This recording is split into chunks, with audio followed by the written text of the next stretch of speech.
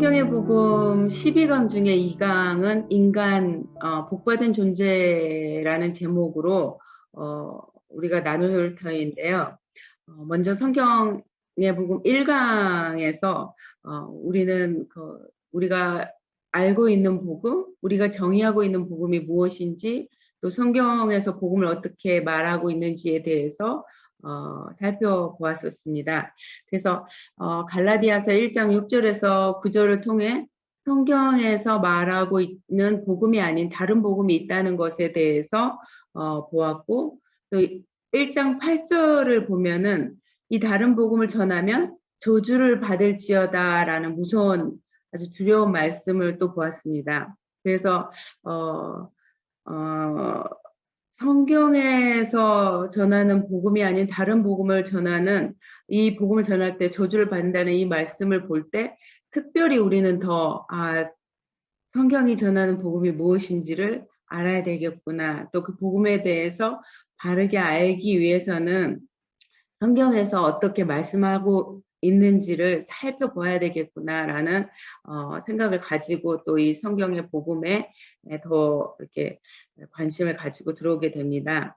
1과에서 보면은 바울이 전한 성경의 복음, 또 사도들이 전한 복음, 또 초대교회가 어떻게 성경의 복음에 대해서 말씀하고 있는지를 로마서, 사도행전, 그리고 또 요한 1서 5장 1절 등등 여러 말씀을 근거로 성경에서 참된 복음에 대해서 뭐라고 말씀하고 있는지에 대해서 우리는 공부를 했습니다. 참된 복음은 예수가 그리스도시다라고 사도 바울과 또 다른 사도들, 또 초대교회에서 시종일관, 또 일관되게 예수가 그리스도시다라는 복음을 전하고 있습니다. 이 복음이 또 기록된 목적에 대해서는 요한복음 20장 31절에 명확하게 기록되어 있는데, 20장 31절 말씀을 같이 한번 보시겠습니다. 제가 읽어드리겠습니다. 오직 이것을 기록함은 너희로 예수께서 하나님의 아들 그리스도이심을 믿게 하려 하며, 또 너희로 믿고 그 이름을 힘입어 생명을 얻게 하려 함이라. 아멘. 이와 같이 성경은 예수님의 하나님의 아들 그리스도심에 대하여, 그리고 그것을 믿으면 그 이름의 능력으로 생명을 얻게 된다 말씀하고 계십니다. 즉 복음, 참된 복음은 예수가 그리스도시다라는 것입니다. 그러면 예수가 그리스도시다라는 것이 복음이라는 것을 우리가 이해하기 위해서 그리스도에 대해서 우리가 얘기를 해봐야 되는데요. 그리스도에 대해서 이제 얘기를 하려면은 우리가 여러 가지 얘기를 하고 있는데, 그리스도는 기름 부음 받은 자라고 얘기를 하고, 또 기름 부음 받은 자는 예수 그리스도가 왕으로서, 또 선지자로서, 또 제사장으로서의 그런 기름 부음 받은 자에 대한 얘기를 구약을 통해서 우리는 알고 있습니다.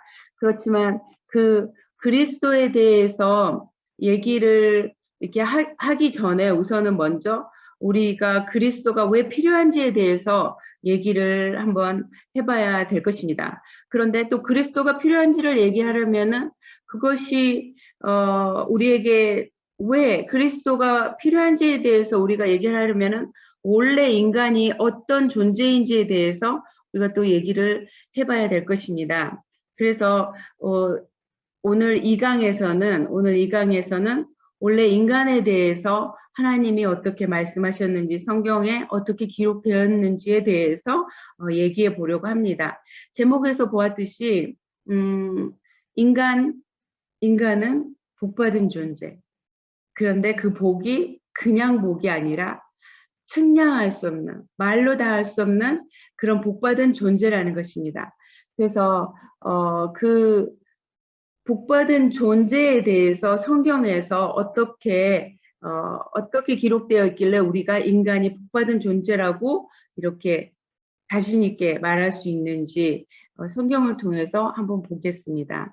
먼저 PPT를 한번 띄워주시면 감사하겠습니다. 창세기 1장 26절에서 27절 말씀을 보겠습니다.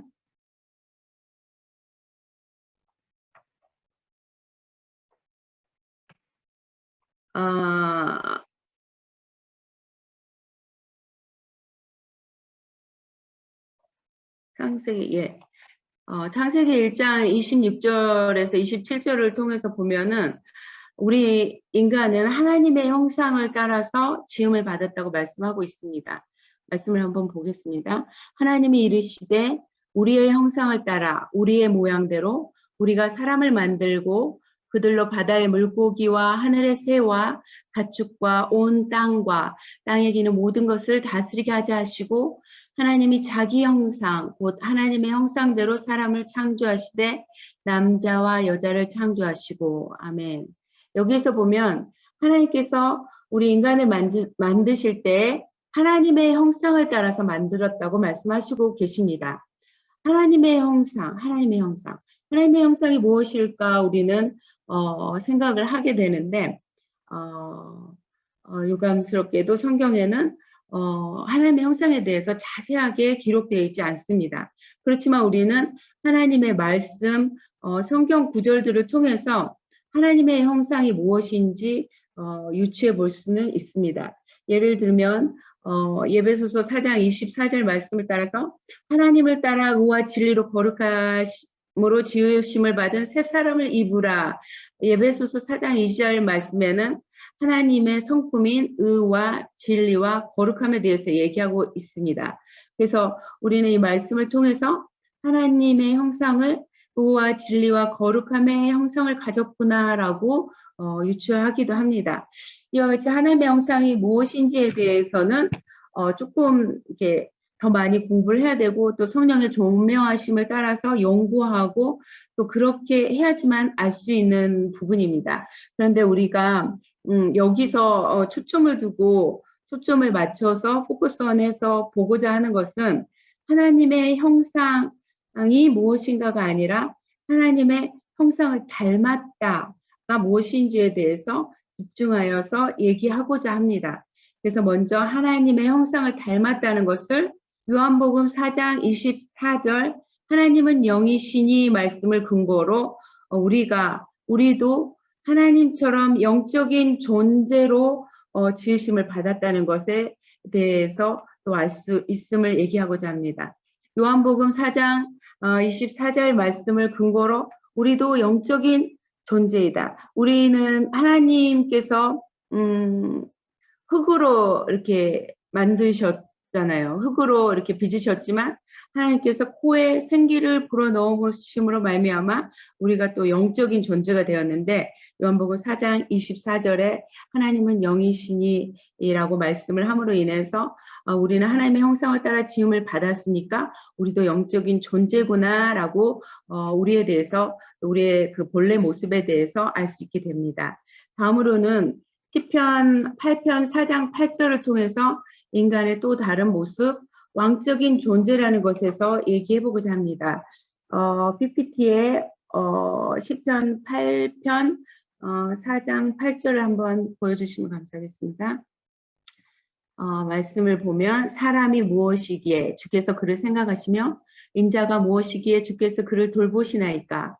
그를 하나님보다 조금 못하게 하시고 영화와 종기로 관을 씌우셨나이다. 주의 손으로 만드신 것을 다스리게 하시고 만물을 그의 발 아래 두셨으니 곧 모든 소와 양과 들짐승이며 공중의 새와 바다의 물고기와 바닷길에 다니는 것이니이다. 아멘. 여기에서 보면 시편 기자가 우리를 하나님께서 하나님보다 조금 못하게 하시고 그리고 영화와 종기로 관을 씌우셨다고 말씀하십니다. 이 영화와 종기로 관을 씌웠다고 말할 수 있는 사람은 바로 왕을 표현할 때, 왕을 묘사할 때 하는 말입니다. 그래서 영화와 종기로 관을 씌웠다고 말씀하신 것을 근거로 하나님께서 우리를 본래 만드실 때 왕적인 존재로 창조를 하셨음을 또 볼 수 있습니다. 그래서 우리의 본래 모습은 첫 번째는 영적인 존재이며 시편 8편 4장 4절 8절을 근거로 우리는 또 왕적인 존재로 지음을 받았구나라는 것을 알 수 있습니다. 그리고 또 다른 이 왕적인 존재라는 것은 피조물과 피조물 사이에서의 왕적인 존재를 말하는 것입니다. 우리가 왕적인 존재를 지음을 받았지만 진짜 왕은 하나님이시기 때문에 진짜 왕은 우리가 하나님과 우리 사이에 피조물과 창조주 사이에서는 우리가 피조물이지만 하나님께서 지으신 그 피조물 사이에서는 우리가 왕적인 존재로 그렇게 하나님께서는 존귀하게 지으셨습니다. 우리를. 그리고 또 우리는 또 다음 말씀 창세기 5장 3절을 통해서 자녀로서 또 지음을 받았음을 알 수 있습니다. 창세기 5장 3절에 기록된 말씀을 보면은 아담은 130세의 자기의 모양, 곧 자기의 형상과 같은 아들을 낳아 셋이하였더라. 여기에서 아담이 자기의 모양 형상으로 아들을 낳았다고 말씀을 하고 있습니다. 물론 여기에서 아담이 말한 자기의 형상은 하나님의 형상에서는 조금 멀어진 좀 완전하지 않은 형상이지만 여기에서 우리가 볼 수 있는 것은 자기의 형상을 따라 낳았다는 것은 자녀로서의 관계를 얘기한다는 것입니다. 하나님께서 우리를 만드실 때 하나님의 형상을 따라 지었다는 얘기는 하나님께서 본래부터 하나님과 우리와의 관계를 자녀의 관계로 그렇게 창조하셨다는 것입니다. 자녀로 우리를 낳았다는 것은 하나님께서 하나님의 가진 모든 것들을 하나님과 소유할 수 있는 그러한 그 상속자로서의 그런 그 존귀한 존재로 우리가 지음받은 존재라는 것을 얘기하고 있습니다. 이렇게 해서 또 하나님께서 우리를 하나님의 자녀로서 태초부터 하나님의 자녀로서 우리를 창조하셔서 우리의 본래 모습에 대해서 알 수 있습니다. 그리고 골로새서 다음 말씀을 보겠습니다. 골로새서 1장 15절에서 보면은 그는 보이지 아니하는 하나님의 형상, 모든 피조물보다 먼저 나신 이시니 먼저 제가 한 가지 더 우리가 자녀로서 지음받은 부분에 대해서 한 가지 더 나누고자 합니다. 누가복음 2장 23절, 누가복음 3장을 또 3장 23절에서 38절 그 예수님의 족보를 통해서 하나님께서 우리를 자녀로 지음받은 그 부분을 또 한번 짚어보고자 합니다. 예수께서 가르치심을 시작하실 때 30세쯤 되니라. 사람들이 아는 대로 요셉의 아들이니 요셉의 위는 헬리요, 그 위는 마따니요, 그 위는 레이요라고 그 예수님의 족보가 이렇게 쭉 기록이 되어지는데 그 기록된 말씀에 그 위는 마따니요, 그 위는 레이요 할 때 그 위에 대해서 그 위가 말하는 것은 그 위는 그의 아버지는 그 위에 그의 아버지는 누구고 그의 아버지는 누굽니다라고 이렇게 말하고 있는 것이잖아요. 그런데 33절로 가서 보면은 그 위는 에노스요, 그 위는 셋이요, 그 위는 아담이요, 그 위는 하나님이시니라 말씀하고 계십니다. 그렇다면 우리의 그 아담의 그 위는 하나님이시다. 그 말씀은 하나님이 우리의 아버지시다라고 기록되어 있는 것입니다. 그래서 우리는 처음부터 하나님의 자녀로 지으심을 받았다는 것을 알 수 있습니다. 자, 그러면 다음으로 그리스도를 닮은 우리는 정말 그리스도의 버금가는 그리스도와 비슷하게 지음받았음을 또 말씀을 통해서 또 볼 수 있습니다. 우리의 처음은 골로새서 1장 15절 말씀을 통해서 한번 보시겠습니다. 그는 보이지 아니하는 하나님의 형상이시요 모든 피조물보다 먼저 나신 이시니. 예. 여기서 그는 보이지 아니하는 하나님의 형상 모든 피조물보다 먼저 나시니 여기서 그는 예수 그리스도를 말하고 있습니다. 예수 그리스도. 그래서 예수 그리스도가 보이지 아니하는 하나님의 형상이심을 말하고 있습니다. 예수 그리스도가 하나님의 형상이라면 우리가 하나님의 형상을 따라 지음을 받았기 때문에 우리도 예수 그리스도와 같은 그런 피조물이라는 것입니다. 그 형상을 따라 지음 받았기 때문입니다.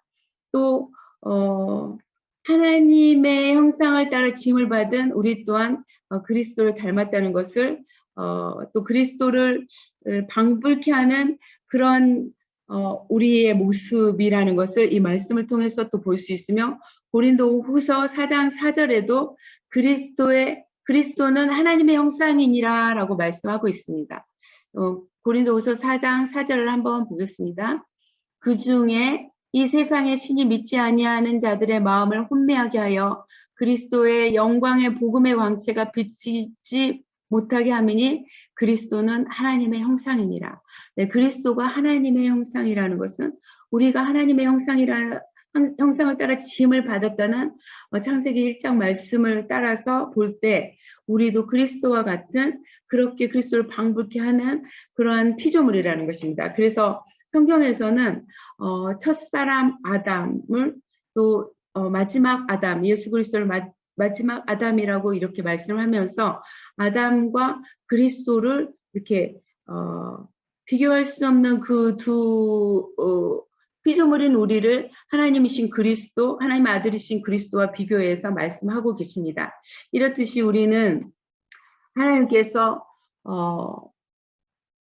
우리의 그 원래의 모습은 복받은 존재로 정말 하나님께서 우리를 창조하셨음을 알 수 있습니다. 자, 그러면은 이렇게 하나님께서 우리를 하나님의 형상을 따라 지으심으로 말미암아 우리는 영적인 존재이고 왕적인 존재이고 또 원래부터 하나님의 자녀로 지음을 받았으며 또 그리스도와 방불케 하는 그러한 창조물인 것을 그러한 모습인 것을 우리가 이렇게 살펴보았는데 그러므로 우리는 참으로 복받은 존재인 것입니다. 그러면은 그 복받은 존재에 대해서 함께 나눠보겠습니다. 복받은 존재, 하나님이 그들에게 복을 주시며 이 창세기 1장 28절을 보면서 복받은 존재에 대해서 한번 나눠보겠습니다. 창세기 1장 28절을 말씀을 한번 공유해 주시면 창세기 1장 28절을 보겠습니다. 하나님의 형상을 따라 영적이며 왕적인 저희를 하나님께서 복을 주셔서 이렇게 28절에 기록되어 있습니다. 하나님이 그들에게 복을 주시며 하나님이 그들에게 이르시되 생육하고 번성하여 땅에 충만하라. 땅을 정복하라. 바다의 물고기와 하늘의 새와 땅에 움직이는 모든 생물을 다스리라 하시니라. 아멘. 하나님께서 우리에게 다스리라, 땅을 정복하고 그리고 번성하고 생육하고 번성하고 땅에 충만하라, 땅을 정복하라, 다스리라 이렇게 말씀하고 계십니다. 이것은 왕적인 존재로서의 복을 받았다는 것입니다. 하나님께서 창세기 2장에서도 인간에게 주신 복에 대한 내용이 계속 이어지고 있는데 2장 1절에서 3절을 통해서 하나님께서 우리에게 주신 복이 첫 번째로는 안식의 복을 주셨음을 볼 수 있습니다. 또 7절을 통해서는 생명이 되게 하는 복을 주셨습니다.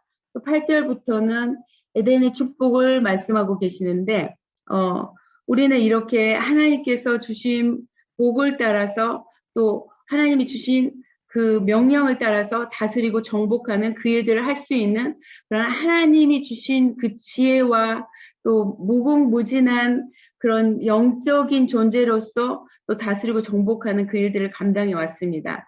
2장 16절, 17절에서는 또 하나님께서 우리에게 약속을 주십니다. 하나님께서 주시는 그 약속이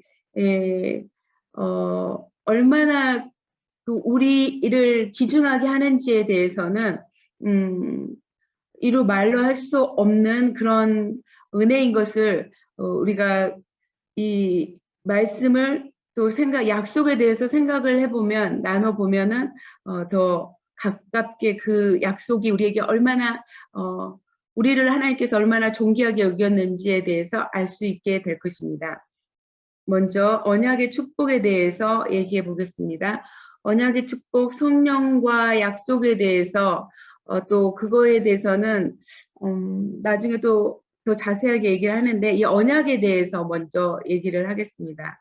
18절에 네, 죄송합니다. 제가 먼저 약속에 대해서 하나님께서 하신 약속에 대해서 또 언약과 성령의 축복, 그 생명과 언약의 축복과 생명에 대해서 좀 이따 얘기하고 18절부터 가정의 축복과 만물을 다스리는 복을 주셨음을 또 우리는 볼 수 있습니다. 또 19절에 아담이 각종 그 짐승과 각종 새의 이름을 지어주는 것을 우리는 볼 수 있습니다. 이것을 보면은 하나님께서 말로 표현할 수 없는 정말 아담에게 얼마나 큰 은혜를 주셨는지 또 지혜를 주셨는지 또 신적인 지혜를 주셨는지에 대해서 우리가 알 수 있습니다. 하나님이 주신 그 지혜로만 우리가 그 많은 동물들에게 이름을 지어줄 수 있을 것입니다. 그것을 통해서 우리가 하나님께서 처음 우리의 모습, 우리를 지으셨을 때 얼마나 지혜롭게 정말 하나님처럼 그렇게 다스리고 정복할 수 있는 그러한 은혜를 주셨음을 또 볼 수 있습니다. 이렇게 하나님께서 하나님께 인간이 받은 복은 이루 말로 다 표현할 수 없는데 그 복 중에서 생명에 대한 복을 따로 말씀드리면은 2장 7절을 한번 보겠습니다. 여호와 하나님이 땅의 흙으로 사람을 지으시고 생기를 그 코에 불어넣으시니 사람이 생명이 되니라. 아멘. 네, 그렇습니다. 말씀을 통해 알 수 있듯이 사람은 육신을 가지고 있지만 영적인 존재입니다. 이것이 우리 인간의 독특한 특성입니다. 모든 피조물보다 다른 우리 인간의 독특한 특성입니다. 자, 그럼 38절 그 생기를 그 코에 불어넣는다는 원어적인 표현은 성령이 임한다는 표현과 비슷합니다. 그래서 생명이 된다는 것은 하나님이 우리와 함께 계신다는 것입니다. 생명이 되는 방법은 바로 하나님과 우리가 함께 연결될 때만 가능한데 조성욱 목사님께서 예를 들었던 그 스마트폰에 대해서 한번 생각해 보고 그것처럼 스마트폰이 아무리 많은 좋은 기능을 가지고 있더라도 전원이 연결되지 않으면은 작동할 수 없는 것처럼 또 그것이 아무짝에도 쓸모없는 그런 어떤 그 물건에 불과하는 것처럼 스마트폰이 그 전원에 연결되어야지 그 기능을 다 하는 것처럼 우리는 하나님이 피조하신 그 영적인 존재로서 하나님과 연결되어야지만은 정말 하나님의 원래 목적대로 또 우리가 사용될 수 있다는 것입니다. 그것이 바로 생명이 되었다는 얘기입니다. 하나님의 완전하심과 온전하심을 누리는 복을 우리가 받았다는 것입니다. 그런데 그 복을 온전하게 누리기 위해서는 하나님과의 온전하게 그 연결이 되어서 하나님과 동행할 때 하나님이 우리에게 말씀하시는 것이 무엇인지를 우리가 알고 또 하나님의 그 성령의 인도하심을 받을 때만이 우리의 그 완전한 그 창조의 하나님의 형상을 따라 받은 그 완전한 복으로서의 그 작동을 할 수 있다는 것입니다. 마지막으로 언약의 복에 대해서 한번 얘기해 보겠습니다. 창세기 2장 17절을 한번 보시겠습니다. 선악을 알게 하는 나무의 열매는 먹지 말라. 내가 먹는 날에는 반드시 죽으리라 하시니라. 아멘. 이 말씀은 언뜻 보기에는 복처럼 보이지 않는 복입니다.